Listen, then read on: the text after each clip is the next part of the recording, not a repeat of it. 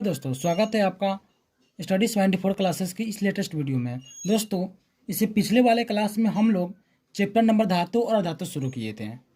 धातु और अधातु का जो बेसिक बात है वो हम पहले वाले पार्ट में पढ़ चुके हैं। ये पार्ट 2 है। इसमें पार्ट 1 में धातु के विशिष्ट गुण 4 गुण बता चुके थे और 5वां गुण आज स्टार्ट करना था, लेकिन 4 गुण का आज फिर से रिविजन करेंगे। 5वां गुण की तरफ आगे बढ़ेंगे। शुरू करते हैं। धातु के विशिष्ट गुण में पहला नंबर गुण था इलेक्ट्रॉनिक विन्यास। ये बता चुके लेकिन बस रिवीजन कराते हैं। इलेक्ट्रॉनिक विन्यास इसका मतलब ये होता है कि यदि हम कोई भी तत्व ले लें, जैसे सोडियम, मैग्नीशियम, एल्युमिनियम, यदि कोई तत्व हम यदि लेते हैं, सोडियम का प्रसंकेत होता है Na, मैग्नीशियम का Mg, एल्युमिनियम का Al, परमाणु संख्या 11, 12, 13। यदि हम कोई तत्व लेते हैं और उसका इलेक्ट्रॉनिक विन्यास हम यदि निकालते हैं तो इलेक्ट्रॉनिक विन्यास निकालते हैं तो तत्व के अंतिम कोष्ठक कक्षा में यदि 1, 2, 3, 1, 2, 3 यदि उसके अंतिम कोष्ठक की कक्षा में हो तो वो तत्व मेरा धातु होगा। यदि तत्व के इलेक्ट्रॉनिक विन्यास निकालते हैं और इलेक्ट्रॉनिक विन्यास के अंतिम कोष्ठक की कक्षा में यदि 1, 2, 3 रहे, 1, 2, 3 रहे तो वो सारे तत्व मेरा धातु होगा। धातु का ये पहला नंबर गुण है। धातु के पहला नंबर गुण हम लिख चुके हैं, पढ़ा भी चुके, बस आपको हल्का रिविजन करवाते हैं। अब देख सकते हैं क्या लिखा है। इलेक्ट्रॉनिक विन्यास धातुओं के परमाणु की बाह्यतम कक्षा में साधारणतः 1, 2 या 3 इलेक्ट्रॉन रहते हैं। जैसे यहाँ पर भी कल लिखे थे, सोडियम परमाणु संख्या 11, इलेक्ट्रॉनिक विन्यास 281, इसके अंतिम कोष्ठक की कक्षा में 1 है। मैग्नीशियम परमाणु संख्या 12, इलेक्ट्रॉनिक विन्यास 282, एल्युमिनियम परमाणु संख्या 13, इलेक्ट्रॉनिक विन्यास 283, इसके अंतिम कोष्ठक की कक्षा में 1, 2, 3 आता है। तो समझ जाएंगे वो सारा तत्व मेरा कौन क्या है, धातु। धातु का ये गुण है। धातु का पहला नंबर गुण क्या बोलता है कि उसके अंतिम कोष्ठक की कक्षा में यदि इलेक्ट्रॉनिक विन्यास में 1, 2, 3 रहे तो वो मेरा तत्व धातु होता है। धातु के ये गुण है। धातु का ये कोई परिभाषा नहीं होता है, धातु के गुण होता है और उसी गुण के आधार पर हम पहचानते हैं कि ये तत्व मेरा धातु है। धातु के पहला नंबर गुण है इलेक्ट्रॉनिक विन्यास की धातु की परमाणु की बाह्यतम कक्षा में साधारणतः 1, 2 या 3 इलेक्ट्रॉन रहते हैं, जैसे सोडियम, मैग्नीशियम, एल्युमिनियम। उदाहरण देकर बता दिए। अब चलते हैं दूसरा नंबर गुण की तरफ। दूसरा नंबर गुण है विद्युत धनात्मक। विद्युत धनात्मक गुण का ये मतलब होता है, कोई भी तत्व क्या चाहता है कि मेरे अंतिम कोष्ठक की कक्षा में 8 हो, तो सारे तत्व यही चाहता है कि मेरे अंतिम कोष्ठक की कक्षा में 8 हो। तो ये भी धातु भी चाहता है कि मेरे अंतिम कोष्ठक की कक्षा में 8 हो, और यदि कोई और इलेक्ट्रॉन है तो उस इलेक्ट्रॉन को त्याग दे दे और मेरे अंतिम कोष्ठक की कक्षा में 8 हो जाए। जैसे सोडियम, सोडियम लिखे हैं, सोडियम के परमाणु संख्या 11 होता है। 11 का इलेक्ट्रॉनिक विन्यास 281 होता है, लेकिन सोडियम के अंतिम कोष्ठक की कक्षा में 1 है। ये चाहता है मेरे अंतिम कोष्ठक की कक्षा में 8 हो जाए, तो ये क्या करता है, 1 को त्याग देता है। 1 को त्याग दे देगा और जैसे ही 1 को त्याग दे देगा तो इसके अंतिम कोष्ठक की कक्षा में बचेगा 2 और 8, और 2, 8 बचेगा तो सोडियम पर प्लस चिन्ह आएगा। जब भी किसी को त्यागता है तो उस पर प्लस चिन्ह आता है, धनात्मक चिन्ह आता है। तो सोडियम का यह गुण है कि 1 को त्याग दे दे और इस पर अपने आप पर प्लस चिन्ह लगा दे। और धातु का यही बोलता है कि धातु जो होता है विद्युत धनात्मक होती है, वो अपने अंतिम कोष्ठक की कक्षा को त्यागता है और धनात्मक बन जाती है। तो सोडियम भी 1 को त्याग देता है और 2, 8 धनात्मक बन गई है। जैसे कैल्शियम, कैल्शियम की भी परमाणु संख्या 20 होती है, तो ये क्या करता है, 2 को त्याग देता है। तो 2 को त्याग दे देगा तो इसका अंतिम कोष्ठक की कक्षा में बच गया 2, 8, 8, जो कितना को त्याग दिया है, 2 को त्याग दिया है। तो 2 को त्याग करने के बाद इसके भी अंतिम कोष्ठक की कक्षा में 8 बचती है, तो ये भी संतुष्ट हो जाता है और इस पर भी, कैल्शियम पर भी प्लस चार्ज आ जाती है। 2 को त्याग करने के बाद इस पर कैल्शियम पर प्लस चार्ज आ गई। तो धातु का गुण है कि अपने अंतिम कोष्ठक की कक्षा को त्याग दें ताकि मेरे ऊपर संतुष्ट हो जाए, सेटिस्फाइड हो जाए, अंतिम कोष्ठक की कक्षा में 8 हो जाए। चलिए इसको पढ़ते हैं, क्या लिखे हैं। विद्युत धनात्मक गुण, धातुएं विद्युत धनात्मक होती हैं, अर्थात इन धातुओं के इलेक्ट्रॉन को इन धातुओं के परमाणु अपने संयोजित शेल के इलेक्ट्रॉन को आसानी से त्याग धनायन में परिवर्तन हो जाता है। मतलब आराम से त्याग देता है और धनायन में परिवर्तन हो जाता है। ये किसका गुण है, धातु का गुण है। 2 नंबर विद्युत धनात्मक गुण होता है कि धातु अपने अंतिम कोष्ठक की कक्षा को आसानी से त्याग देता है और धनायन में परिवर्तन हो जाता है। ये बात भी पहले पढ़ चुके हैं। अब आगे बढ़ते हैं तीसरा नंबर गुण की तरफ। तीसरा नंबर गुण है आघात वर्धनीयता। धातुएं आघात वर्धनीय होती है।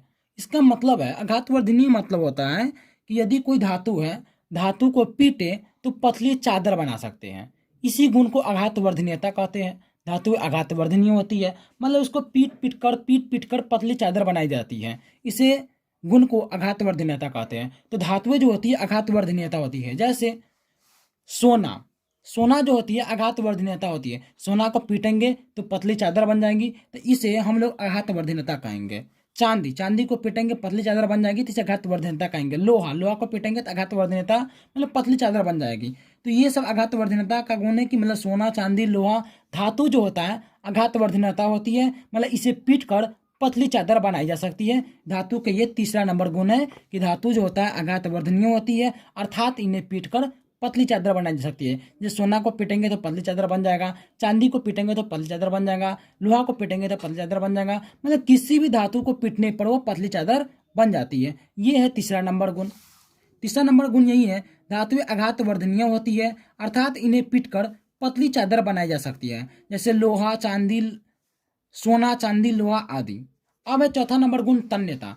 तन्यता का मतलब ये होता है, जैसे हम सोना लेते हैं, चांदी लेते हैं, लोहा लेते हैं, तो सोना को यदि हम खींचे पतली तार बनाए तो ये पतली तार की तरह तनाता जाता है, तनाता जाता है, ये तन्य होता है। मतलब इसको जितना ताने उतना तनाता जाता है। चांदी को जितना तानेंगे उतना तनाएगा, लोहा को जितना तानेंगे उतना तनाएगा, मतलब ये सब तन्य पदार्थ है। मतलब इसको यदि ताने तो ये तन्यता की तरह है, मतलब तनते जाएगा। तो इसी गुण को हम लोग तन्यता कहते हैं। और ये गुण किस में होता है, कौन से तत्व में, धातु तत्व में होता है। ये किसी भी धातु को हम लोग खींचकर पतली तार बनाई जा सकती है। ये है चौथा नंबर गुण। चौथा नंबर गुण में यही है तन्यता।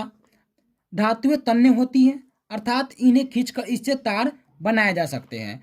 सोना और सिल्वर अधिक तन्य होती है। सबसे ज्यादा कौन कौन होता है, सोना और सिल्वर अधिक तन्य होता है। 1 ग्राम सोना से लगभग 2 किलोमीटर लंबा तार बनाया जा सकते हैं।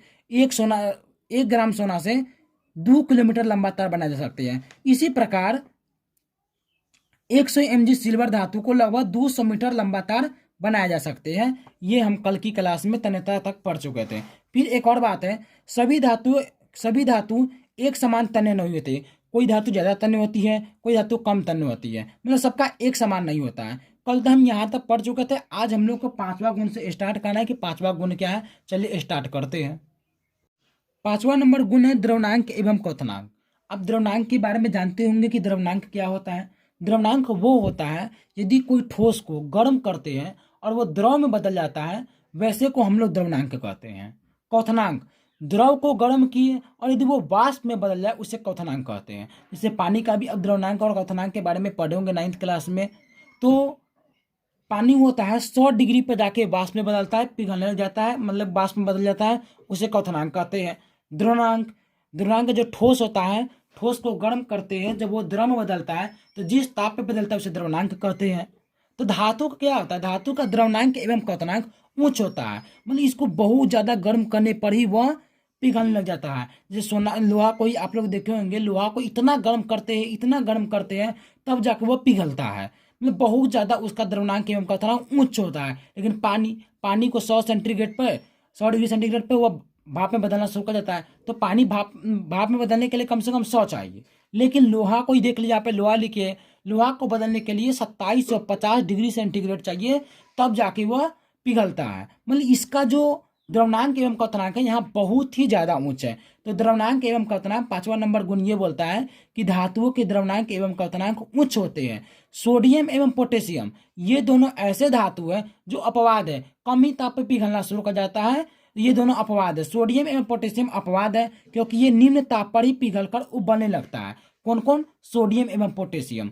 अब देख लीजिए, धातु का नाम लिख दिए जिंक, द्रव्यनांक है 419, क्वथनांक है 907। लोहा का द्रव्यनांक है 1535, क्वथनांक है 2750। कॉपर का द्रव्यनांक है 1083, क्वथनांक है 2567। सिल्वर का द्रव्यनांक है 962, क्वथनांक है 2212। मतलब सबका द्रव्यनांक एवं क्वथनांक उच्च ही है। तो सारे धातु का द्रव्यनांक एवं क्वथनांक उच्च होता है। ये गुण है पांचवा नंबर गुण। ये गुण समझ में आ गया होगा कि धातु का द्रव्यनांक एवं क्वथनांक उच्च होता है, बस सोडियम एवं पोटेशियम अपवाद है। पांचवा नंबर गुण समझ में आ गया। अब हम लोग छठा नंबर गुण देखते हैं। छठा नंबर गुण है उष्मीय एवं विद्युत के चालकता। इसका मतलब क्या होता है, पहला है उष्मीय और दूसरा नंबर है विद्युत के चालकता। विद्युत चालकता का मतलब आप लोग जानते होंगे, जैसे ये बोलता है इस नंबर गुण में कि यदि आप कोई धातु लेते हैं, कोई तत्व लेते हैं, और उस तत्व में से यदि आप चाहे करंट प्रवाह कर सकते हैं, विद्युत प्रवाह कर लेते हैं, तो वो तत्व मेरा धातु होगा। क्या बोलता है कि जो धातु होता है उसमें विद्युत का प्रवाह होता है। यदि कोई मान लीजिए हम सोना धातु लेते हैं, सोना धातु को यदि तार से जोड़े तो उसमें भी विद्युत का प्रवाह होगा। लोहा है, लोहा को यदि तार से जोड़े तो लोहा में भी विद्युत का प्रवाह होगा। सोडियम है, सोडियम को यदि जोड़े तो सोडियम में भी विद्युत का प्रवाह होगा। यही बोलता है कि विद्युत चालकता का मतलब होता है कि धातु जो होता है, धातु में विद्युत का प्रवाह होता है। अब है उष्मीय का मतलब। उष्मीय का मतलब ये होता है कि यदि हम कॉपर ले लें और कॉपर को गर्म करे, उष्मा दे, उष्मा मतलब गर्म करे, हीट करे, तो कॉपर वो बहुत तेजी से गर्म हो जाता है। कॉपर बहुत ही ज्यादा तेजी से गर्म हो जाता है। नहीं, जिंक का लेते हैं, सामान लेते हैं, बर्तन ही लेते हैं, तो जिंक का बर्तन लेने से यदि जिंक को गर्म करे तो जिंक बहुत ही तेजी से वो गर्म हो जाता है। मतलब उष्मीय है जिंक, कॉपर भी उष्मीय है, और कॉपर भी विद्युत चालकता है। कॉपर में के तार से होता है कि नहीं होता, उसमें यदि विद्युत का प्रवाह करे तो विद्युत का प्रवाह होता है। मतलब ये सब सुचालक है। उष्मीय एवं विद्युत चालकता के कॉपर जिंक जो धातु होता है वो सुचालक होता है। मतलब उसमें विद्युत का प्रवाह आसानी से जाता है, उष्मीय होता है। उष्मीय एवं विद्युत चालकता का ये सब तत्व सुचालक होता है। मतलब आराम से विद्युत का प्रवाह हो जाएगा, उष्मीय हो जाएगा, गर्म हो जाएगा। तब ना घर सब में कॉपर का बर्तन, जिंक का बर्तन रखते हैं ताकि खाना अच्छा से जल्दी पक जाए, इसलिए रखते हैं। ये उष्मीय होता है, मतलब जल्दी गर्म हो जाता है, इसलिए कॉपर को हम लोग घर में उपयोग करते हैं, जिंक का बर्तन का उपयोग करते हैं। कॉपर का तार होता है, जिंक का तार होता है, जैसे ये सुचालक है। ये सुचालक है, जल्दी से करंट प्रवाह हो जाएगा। तो ये धातु जो होता है उष्मीय एवं विद्युत चालकता का सुचालक होता है। यही है छठा नंबर गुण। छठा नंबर गुण देख लीजिए क्या है, उष्मीय एवं विद्युत चालकता। सभी धातु उष्मा एवं विद्युत के सुचालक होते हैं, सारे धातु होते हैं। सिल्वर धातु उष्मा एवं विद्युत के सबसे अधिक सुचालक होते हैं। सिल्वर धातु जो होता है उष्मा एवं विद्युत के, मतलब उसमें तेजी से करंट प्रवाह होगा। उष्मा मतलब वो जल्दी से हीट हो जाएगा, जल्दी से गर्म हो जाएगा। यदि सिल्वर का सामान लिए तो जल्दी से गर्म हो जाएगा और उसमें तेजी से विद्युत का प्रवाह होगा, सबसे अधिक सुचालक होता है। जबकि लेड धातु सबसे कम, लेड धातु जो होता है जो सबसे कम होता है। धातु के इसी गुणों के कारण हमारे रसोई घरों में जिंक, कॉपर और एल्युमिनियम के बर्तनों का उपयोग किया जाता है। तो हमारे घर में जिंक का बर्तन, कॉपर का बर्तन, एल्युमिनियम का बर्तन के इसलिए उपयोग करते हैं ताकि वो उष्मीय होता है। उष्मीय होने के कारण उसमें तेजी से विद्युत का प्रवाह मतलब सॉरी जल्दी गर्म हो जाता है और हम लोग का खाना जल्दी से बन जाता है। इसलिए रसोई घरों में ऐसे बर्तनों का ज़्यादा उपयोग किया जाता है। यह है छठा नंबर गुण। अब हम लोग सातवां नंबर गुण की तरफ बढ़ते हैं।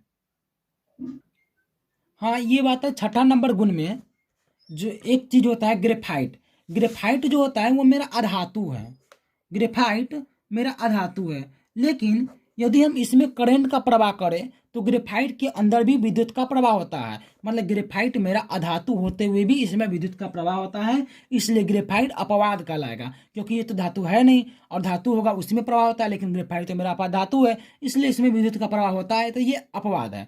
अच्छा, एक और बात, ग्रेफाइट आप लोग पेंसिल जो होता है, पेंसिल का नोखी जो होता है काला काला, वो काला काला ग्रेफाइट का बना होता है। यदि उस काले काले दोनों ओर से छील लीजिए और छील देने पर दोनों ओर से तार लगाएंगे तो उसमें विद्युत का प्रवाह होगा। तो ग्रेफाइट मेरा क्या है, अपवाद है ये, लेकिन धातु है लेकिन ये अपवाद है, इसमें विद्युत का प्रवाह होता है। ग्रेफाइट यदि पूछ दे कि ऐसा कौन सा तत्व है जो अधातु होते हुए भी उसमें विद्युत का सुचालक होता है, तो ग्रेफाइट है। मतलब ग्रेफाइट में विद्युत का प्रवाह होता है। ये है छठा नंबर गुण। सातवां नंबर गुण ये बोलता है कि धातु के अंदर एक विशेष प्रकार की चमक होती है। धातु के अंदर एक विशेष प्रकार की चमक होती है। जैसे सोना, सोना धातु है, सोना धातु के अंदर एक विशेष प्रकार की चमक है। चांदी, चांदी धातु है, चांदी धातु के अंदर एक विशेष प्रकार की चमक है। तो ये सब धातु है और इसमें इसके अंदर एक विशेष प्रकार की चमक होती है, जिसे हम लोग धात्विक चमक कहते हैं। कौन सा चमक कहते हैं? धात्विक चमक। धात्विक चमक सॉरी धात्विक चमक। सोना के अंदर भी चमक होती है, चांदी के अंदर भी चमक होती है, लोहा के अंदर भी चमक होती है। ये सब धातु है, लेकिन धातु के गुण है कि धातु जो होता है चमक होती है, इसमें चमकीले होती है।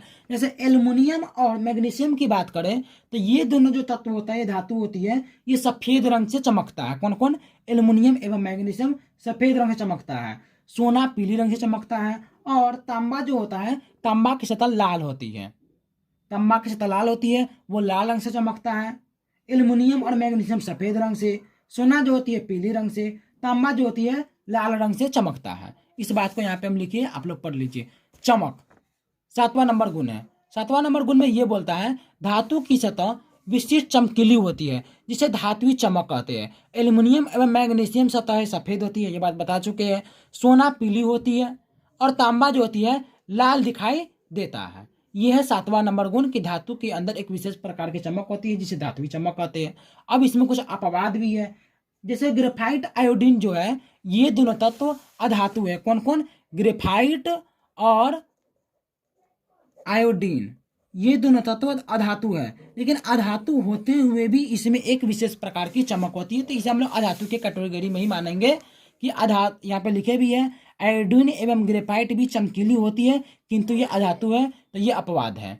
ये है 7वां नंबर गुण। 8वां नंबर गुण है कठोरता। कठोरता का मतलब ये होता है कि जो धातु होती है वो कठोर होती है। जैसे सोना, चांदी, लोहा, ये सब कितना कठोर होती है। जितना भी धातु होता है सारे धातु कठोर होती है। तो धातु के अंदर कठोरता की गुण होती है। ये है 8वां नंबर गुण। इस गुण में देख सकते हैं कि सभी धातुएं कठोर होती है। सभी धातुएं क्या होती है?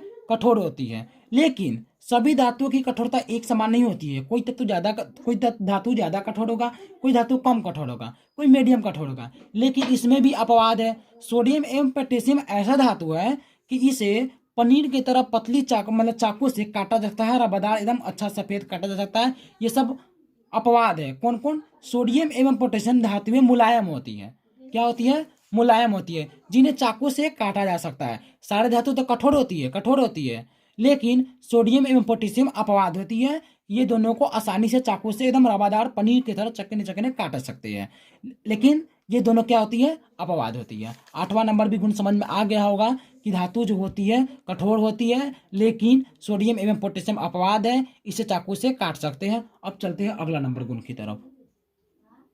अगला नंबर गुण है ध्वनि। ध्वनि क्या होता है कि यदि हम किसी धातु को यदि हथौड़े से पीटते हैं, उसमें से एक विशेष प्रकार की ध्वनि निकलती है। उसमें से एक विशेष प्रकार की ध्वनि निकलती है। उस ध्वनि को हम लोग धात्विक ध्वनि कहते हैं। कौन सा ध्वनि कहते हैं? धातु ध्वनि। मतलब सोना को यदि हम धातु से हथौड़े से पीटे तो उसमें से ध्वनि निकलती है। लोहा को यदि हथौड़े से पीटे तो उसमें से ध्वनि निकलती है। चांदी को यदि हथौड़े से पीटे तो वहां से ध्वनि निकलती है। उस ध्वनि को हम लोग धात्विक ध्वनि कहते हैं। यही है 9वां नंबर गुण कि यदि किसी धातु को हथौड़े से पीटते हैं तो उसमें से एक विशेष प्रकार की ध्वनि निकलती है, जिसे धात्विक ध्वनि कहते हैं। देखिए, ध्वनि में हथौड़े से पीटने पर धातु से एक विशेष प्रकार की ध्वनि निकलती है। ये चमक नहीं, ध्वनि है। एक विशेष प्रकार की ध्वनि निकलती है, जिसे धात्विक ध्वनि कहते हैं। ये है 9वां नंबर गुण कि किसी भी धातु को पीटते हैं, हथौड़े से पीटते हैं, तो उसमें से एक विशेष प्रकार की ध्वनि निकलती है, जिस ध्वनि को हम लोग धात्विक ध्वनि कहते हैं। अगला नंबर है भौतिक अवस्था।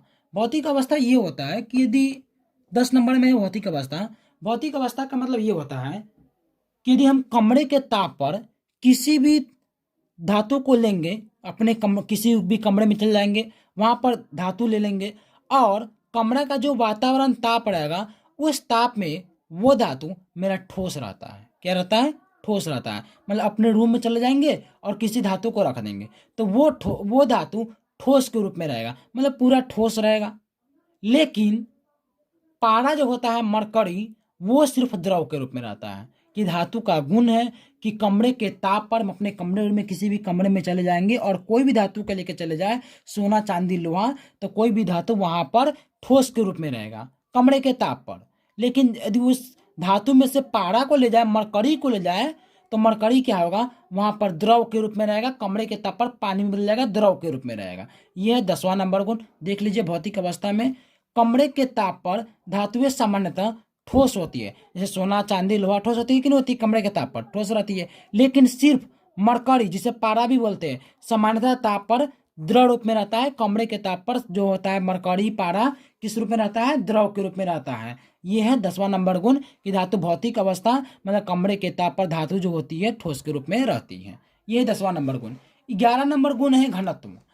घनत्व क्या मतलब क्या होता है कि कोई भी धातु है उस धातु का घनत्व जो है उच्च होता है। क्या होता है, उच्च होता है। लगभग सभी धातुओं के घनत्व उच्च होते हैं। अब देख सकते हैं यहाँ पे लिखे हैं जिंक धातु लिखी है, जिंक का घनत्व 7.1 है, आयरन का घनत्व 7.9 है, सिल्वर का घनत्व 10.5 है, कॉपर का घनत्व 8.9 है, गोल्ड का 19.3, सोडियम का 0.97, पोटेशियम का 0.86, मैग्नीशियम का 1.74, एल्युमिनियम का 2.7। सबका घनत्व लगभग उच्च है।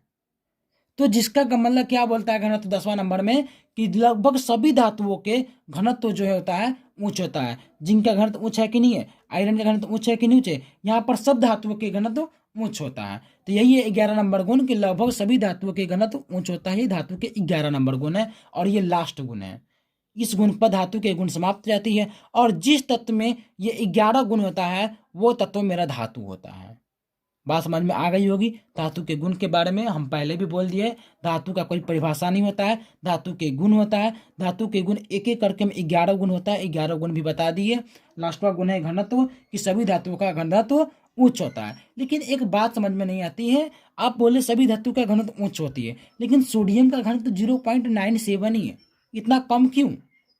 यदि हम पोटेशियम का भी बात करें तो 0.86 ही है, इतना कम घनत्व क्यों है? आप तो बोले उच्च होगा। मैग्नीशियम की बात करें तो मैग्नीशियम तत्व में जो होता है उसका भी यदि घनत्व है तो 1.74 ही है, इसका घनत्व भी तो निम्न है। तो ये भी आप बोल रहे घनत्व उच्च होता है लेकिन यहाँ पर भी निम्न है मैग्नीशियम का भी। और यदि एल्युमिनियम का भी देखते हैं तो 2.7 है। मतलब सोडियम, पोटेशियम, मैग्नीशियम, एल्युमिनियम ये चारों तत्वों का घनत्व क्या है, कम है। लेकिन हम यहाँ क्या बोले उच्च होता है, लेकिन यहाँ पर चारों घनत्व का जो होता है चारों तत्वों का घनत्व बहुत ही निम्न है, कम है। यहाँ पे जिसका निम्न होता है जैसे सोडियम, पोटेशियम, मैग्नीशियम, एल्युमिनियम, जिस तत्व का घनत्व निम्न होता है वैसे तत्व को हम लोग हल्की धातु कहते हैं। कौन सी धातु कहते हैं? हल्की धातु। यहाँ पे लिखे हैं कुछ तत्व सोडियम, पोटेशियम, मैग्नीशियम एवं aluminium, sodium, potassium, magnesium, aluminium जिसका घनत्व कम है, एल्युमिनियम के घनत्व निम्न होता है, कम होता है, उस धातु को हम लोग हल्की धातु कहते हैं। समझ में आ गई होगी कि हल्की धातु कौन सा होती है? जिस तत्व का घनत्व निम्न होता है, कम होता है, वैसे धातु को हम लोग हल्की धातु कहते हैं। चलिए आज हम लोग धातु के पूरा गुण पढ़ चुके हैं कि इस धातु का कितना गुण होता है। 11 गुण एक एक करके हम पूरा पढ़ चुके हैं। यदि समझ में नहीं आया होगा तो वीडियो को पीछे करिएगा, पीछे करके फिर से समझने का प्रयास करिएगा।